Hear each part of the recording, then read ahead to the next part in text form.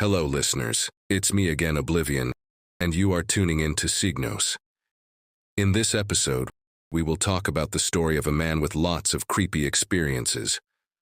One of his stories we will tell came from a very famous incident because of the tragedy that happened a long time ago. Year 2006, when Typhoon Reming hits the provinces in Bicol, particularly in Albay. One town in the province was hardly devastated because of lahar, or mud flow from the Mayan volcano. It was tragic, and many died in one of Bicol's deadliest catastrophes in history. That village was almost washed out by the lahar. Many people were buried alive, including children and elders. That town is now considered haunted, and most of the people who survived have already left the village. Many people have their own stories, such as the souls of the victims, who are still unrest as of today. Most who experience it are travelers that are passing through the road beside that village. A man named Robert, not his true identity, shared his story with us. He is a jeepney driver who regularly drives on that road beside the notorious town. Hello, listeners. I am Robert, and this is my story. Currently, I am 44 years old and still active in driving jeepneys. In my 20 years of experience, I ran through many creepy and unknown experiences. But one of them is very memorable and unforgettable. If I am not mistaken, that was the year 2007, a year after the tragedy hit the infamous town in Albay. I was in my 20s when I started my career as a jeepney driver. I am already familiar with what happened in that town. I also heard a lot of scary stories from my fellow jeepney drivers. 11 p.m. That was already late if you are in the province of Albay. I was driving home and expecting to get some passengers. I was driving late because I was rushing to reach my boundary to pay the rent of the jeepney and also to earn extra income. There are no other vehicles passing by that road. It is very dark. The only light I have is the Jeep's headlight. Upon driving on that road, I saw something afar. There were people waiting at the side of the road. They are waving their hands. It seems that they want to ride in my jeepney. While approaching near those people, I had a clear vision. It was a woman with long black hair while holding the hands of two children.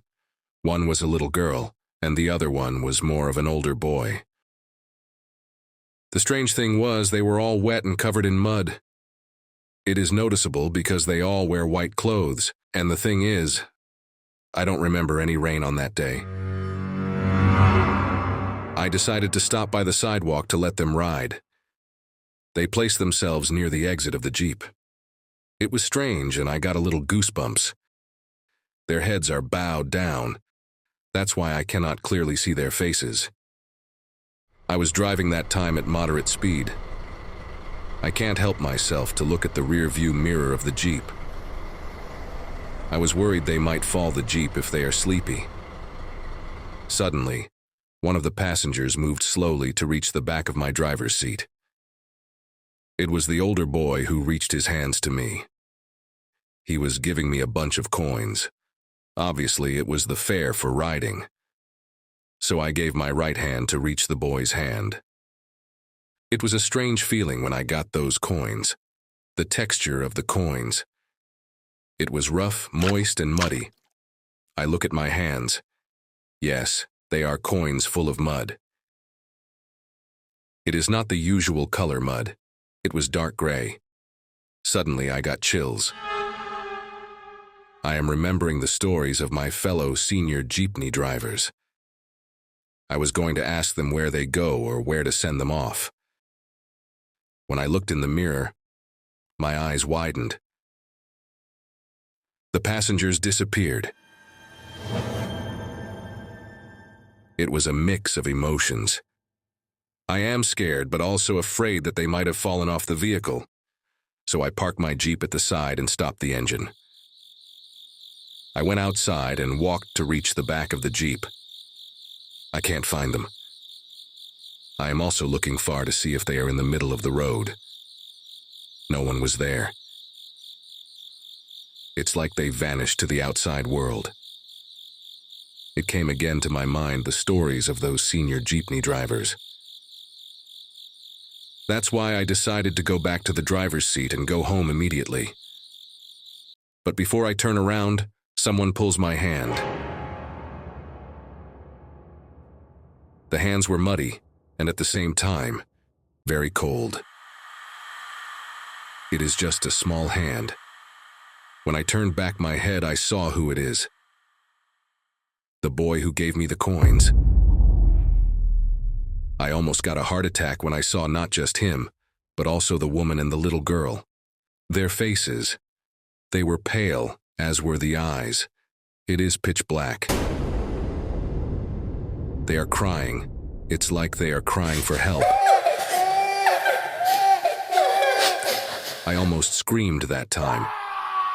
I am more scared, even though they are asking for help. I push the hand of the boy and run to my Jeep's driver's seat. I'm having trouble starting my engine because of panic. I see them through the mirror. They are standing still at the road. Finally, I started the engine and drove very fast.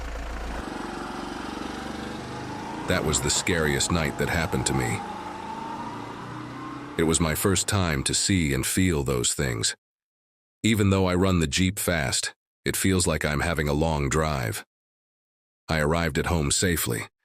I am still frightened and still not sinking my mind into what happened. Almost the whole night I was thinking about those things and the stories from my fellow jeepney drivers.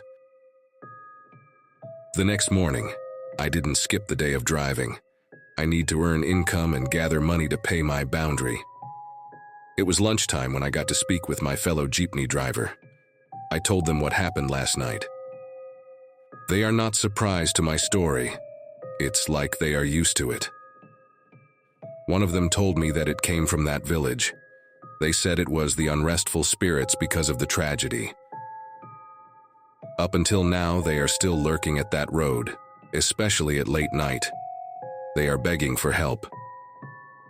They also told me that there is a way of showing respect whenever I pass the road beside the abandoned village. For them, it is normal to blow horns several times every time they are traveling in that area. Also use the sign of the cross and offer prayers, especially at night. After those reminders, I decided to do it every time I passed that road. I always touch the rosary that is hanging on my windshield before praying.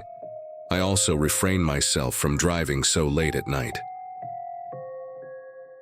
Now that I'm in my 40s, I still have plenty of stories to tell, but this story is, I think, the one that will be on my mind forever. I still see their faces sometimes when I am having nightmares. Sometimes I am still having goosebumps whenever I am passing the road. It's like the wind is colder in that area.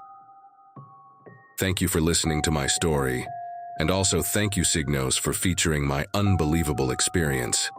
Always take care, especially to those travelers that are always on the road. Robert. I hope you enjoy and learn a lesson from the story. Again, this is Obli. Stay tuned and subscribed for more horror stories like this. Thank you, and God bless.